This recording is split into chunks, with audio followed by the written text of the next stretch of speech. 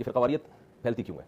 اختلاف تو صدیوں سے ہے, شیعہ سنی صدیوں سے چلے آ رہے ہیں, اور اس طرح کی کئی تاریخ میں چند ایک لڑائیاں ہوئی ہوں, لیکن جو مستقل بیسس پر جو ہمارے ماضی میں ابھی جھگڑے ہوئے ہیں, میں ان کو بتا رہا تھا ابھی علامہ صاحب کو ہم سحری کر رہے تھے کہ میں بچپن میں ہمارے قریب میں امام بارگاہ تھا, ہم نے وہاں نمازیں پڑھی ہیں. اللہ اکبر. تو یعنی نماز کا مطلب اپنی پڑھی ہے نماز, لیکن جگہ نہیں مل رہی, مسجد دور ہے تو ہم چلے جاتے تھے وہاں, اور شیعہ لوگوں کو بھی ہم دیکھتے تھے کہ ہماری مسجد میں آ کے نماز پڑھتے تھے. لیکن ایک دور ایسا آیا کہ اگر میں امام بارگاہ میں یعنی جیسے مسجد دور ہے یا مجھے پتا ہے کہ نماز قضا ہو جائے گی تو چلو یہاں پڑھ لوں, تو ایک دور ایسا آیا کہ اگر میں ایسے جاؤں گا تو شاید کسی دہشت گردی کے کیس میں گرفتار کر لیا جائے. لیکن دیکھیں یہ صرف اتنا کافی نہیں ہے کہ ہمارے جذبات ہوں, کہ ابھی دونوں حضرات نے بات کی ہے, نظریاتی اختلافات تو ہیں اور وہ رہتے ہیں, وہ ختم نہیں ہوں گے. یہ ضروری نہیں ہے کہ میں آپ کے مسلک سے متفق ہوں, میں اپنے مسلک کا دفاع کروں گا, اور دلائل کی دنیا میں آپ کے مسلک کو غلط بھی قرار دے دوں گا, جیسا کہ ہمیشہ ہوتا رہتا ہے کہ بھائی آپ کی رائے یہ ہے لیکن دلائل کی دنیا میں میری رائے ہے.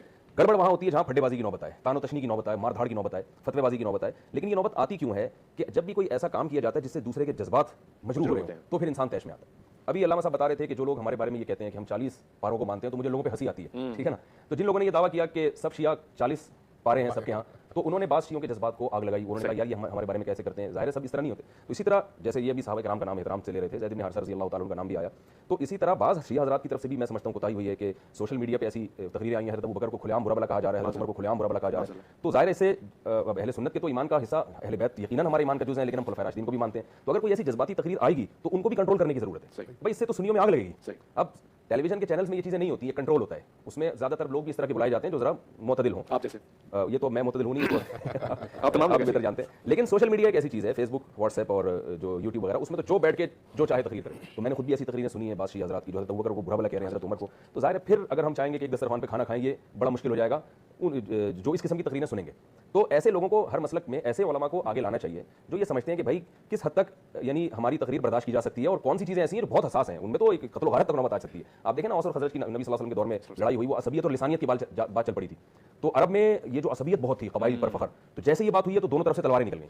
تو آپ صلی اللہ علیہ وسلم نے اس جنگ کو ٹھنڈا کیا. تو بعض موضوعات اتنے خطرناک ہوتے ہیں کہ ان پہ کسی بھی طرف سے اگر بات چیت ہوگی تو وہ ایمان کا ایک, پھر وہ غیرت کا اپنا جو ہے نا وہ اس کو مسئلہ بنا لیا جاتا ہے, اور پھر اس پہ بڑا مشکل ہوتا ہے اتحاد. تو یعنی ضروری ہے کہ اگر آپ چاہتے ہیں ملک میں محبت کا ماحول پیدا ہو تو اہل بیت کا بھی احترام ہو اور دوسرے صحابہ کا بھی احترام نہ ہو, اور اگر احترام نہ ہو تو کم از کم توہین نہ ہو, کھلے عام ایسی تقریریں نہ ہو جس سے جذبات کو آگ لگتی ہو. سوشل میڈیا کو کنٹرول کیا جائے, اور یہ ہر مسلک کے علماء کی ذمہ داری ہے بڑوں کی کہ وہ اپنے ماتحتوں کو کنٹرول کریں. میں بھی ان کے ساتھ بیٹھا ہوں, کچھ چیزیں میں نے ان سے بھی سنی تو میں حیران ہوا کہ اچھا ایسا بھی ہوتا ہے, ایسا بھی ہوتا ہے.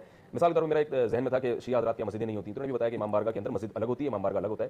تو ٹھیک ہے ہمارے مذہب میں امام بارگاہ نہیں ہے, لیکن اتنی تو ایک بیٹھ کے ایک بات سامنے آئی کہ امام بارگاہ مسجد سے الگ ہے, اور انہوں نے بتایا کہ چونکہ جو عورتیں مینسز میں ہوں وہ مسجد نہیں جا سکتی, تو ان کے لیے پھر امام بارگاہ بنائی گئی, مسجد اس سے بالکل اس کے الگ ہوتی ہے. ایک کانسیپٹ کلیئر ہوا کہ اچھا ایسا ہوتا ہے, ہم تو کہتے تھے. انہوں نے بتایا کہ 40 پارے نہیں ہوتے بھائی, ساری دنیا 30 مانتی ہے. تو ایسے ہی حضرت ابوبکر, حضرت عمر, حضرت عثمان, یہ بھی ہمارے خلفائے راشدین میں سے ہیں, اور جتنے صحابہ ہیں, امی عائشہ رضی اللہ تعالیٰ عنہا, ان کی برات تو قرآن مجید میں نازل ہوئی ہے. تو اس قسم کی تقریریں اگر کوئی کر رہا ہے شیعہ حضرات میں تو اس کو تھوڑا سا کنٹرول کرنا چاہیے کہ بھائی یہ مسئلہ ایسا جس پہ اہل سنت بہت جذبات میں آتے ہیں, تو اس سے ملک کا امن خراب ہوگا. دونوں طرف ضرورت ہے. اگر ہمارے ہاں کوئی ایسی تقریریں کر رہا ہے جو ایسے الزامات لگائے جا رہے ہیں جو نہیں ہیں, جو شیعہ حضرات میں وہ چیزیں نہیں ہیں, تو ہمارے حضرات کی ذمہ داری ہے کہ اس کو کنٹرول کریں. یہ آپ نے بغیر تحقیق کے کیسے الزام لگائے, اور 4 آدمیوں کو دیکھ کے, جیسے دیکھ کے چاول ہوتے ہیں نا, 2-4 چاول چیک کر کے پوری دیکھ پر حکم لگا دیا جاتا ہے. تو کوئی مسلک ایسا نہیں ہوتا کہ 2-4 افراد کو دیکھ کے آپ نے پورے مسلک پہ ایک چیز کا حکم تھوپ دیا. یہ بدگمانی ہے, یہ جائز نہیں ہے. اس طرح سے میں سمجھتا ہوں یہ وہ مضبوط بنیاد ہوگی جس بیس پر ہم مختلف مکاتب فکر کے درمیان ایک جوڑ پیدا کر سکیں گے, محبت پیدا کر سکیں گے, جو ملک کی ایک بہت شدید ضرورت بھی ہے. بہت خوبصورت گفتگو ہوئی. جی جی چند جملے جی میں مفتی صاحب کو اپریشیٹ کرتا ہوں, سوال سے بڑی خوبصورتی انہوں نے اور اچھی گفتگو کی ہے. دیکھیے کچھ چیزیں ہوتی ہیں زمینی حقیقتیں, ان زمینی حقیقتوں کی طرف اگر ہم نہیں جائیں گے تو یقیناً غلط فہمیوں کا شکار ہوں گے. مکتب تشیع میں یا اہل سنت کے مختلف مکاتب کے اندر بعض شدت پسند ہر جگہ ہوتے ہیں. کیا یہ جو گزشتہ 30 سال میں پاکستان میں جتنی دہشت گردی ہوئی ان کا تعلق کسی خاص مکتب فکر سے تھا یا نہیں تھا, لیکن کیا اس پورے مکتب کو مطعون کرنا کہ یہ مکتب دہشت گرد ہے یہ درست ہے؟ پتہ نہیں. میں اس بات کی کبھی بھی اجازت نہیں دوں گا کہ کہا جائے کہ دیوبندی دہشت گرد ہے, نہیں بھائی ایسا نہیں ہے. اسی طرح سے اہل حدیث کے حوالے سے کہنا کہ سب گستاخ ہیں, نہیں قطعاً ایسا نہیں ہے. ہو سکتا ہے 2-4 بندے ان میں سے نکلیں جو اس طرح کی زبان استعمال کریں, ان کو آپ مکتب کو مجموعی طور پر اس طرح کی بات کریں تو یہ قطعاً درست نہیں ہے. اسی طرح سے بریلویوں کے حوالے سے اگر یہ کہا جائے یا اہل سنت جن کو کہا جاتا ہے عامۃ المسلمین میں, ان کے حوالے سے یہ کہا جائے کہ یہ سارے بدعتی ہیں, نہیں بھائی ایسا بالکل بھی نہیں ہے. اسی طرح سے اگر اہل تشیع کے حوالے سے بھی ایسی بات کی جائے تو یہ بھی غلط ہے, بالکل ایسا نہیں ہے. میں آپ کو 2 مثالیں دیتا ہوں. اس وقت نجف میں ہم چونکہ تقلید کرتے ہیں, اہل سنت حضرات ان 4 ائمہ تک ہی محدود ہیں, ہم ہر دور میں زندہ مجتہد کی تقلید کرتے ہیں, ٹھیک ہے. اس لیے اس تقلید کے لیے مجتہد کا جامع الشرائط ہونا ضروری ہے. آج کے دور میں 2 بڑے مجتہد ہیں ہمارے ہاں, ایک آیت اللہ العظمیٰ خامنئی ہے اور ایک آیت اللہ العظمیٰ سید علی سیستانی ہے.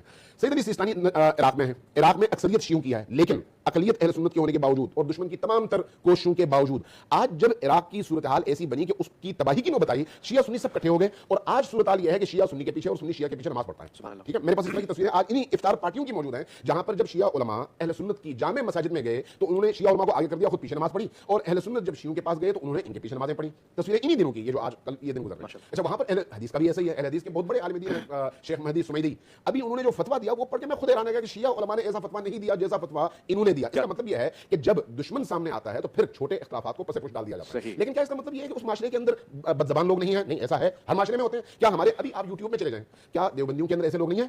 اہل حدیث کے اندر ایسے لوگ نہیں ہیں؟ بریلویوں کے اندر ایسے لوگ نہیں ہیں؟ شیعوں کے اندر ایسے لوگ ہیں؟ ہر جگہ ہیں. لیکن اس کا مطلب یہ نہیں ہے کہ اگر کسی نے بد زبانی کی تو اس کی وجہ سے آپ پورے مکتب کو نشانہ بنائیں اور اس کے بعد ہم تو کٹے نہیں بیٹھیں گے, یہ غلط ہے. اس پورے معاشرے پر اس حکم کا اطلاق نہیں ہوتا. اس لیے آیت اللہ خامنئی کا ایک فتویٰ ہے, انہوں نے کہا کہ امہات المومنین اور صحابہ کرام کی شان اقدس میں توہین حرام ہے. حرام ہے مطلق فقہی طور پر دیکھیں دو اصطلاحیں ہیں, ایک ہے ریاست کا قانون اور ایک ہے فقہی شرعی حکم.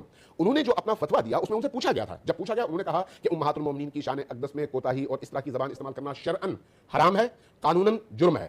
قانوناً جرم کا مطلب یہ ہے کہ اسی دنیا میں اسی ملک کے اندر کے قوانین کے تحت اس کو سزا ملے گی, جیل میں ڈالا جائے گا.